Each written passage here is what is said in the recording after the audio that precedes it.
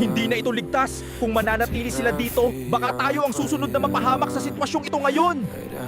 Hindi kayo ang magdedesisyon para sa lugar na ito. Kami dapat, kaya kami ang magdedesisyon kung ano ang dapat.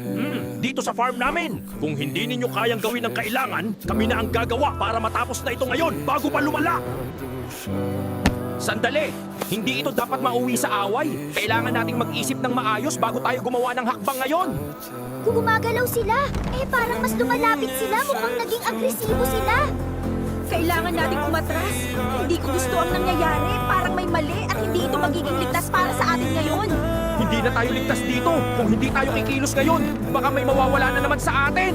Lumayo kayo kahit ano ang mangyari. Manatili kayong magkakasama at huwag kayong maghiwalay. Hindi pa tapos to. Follow mo na dahil may susunod pa na episode.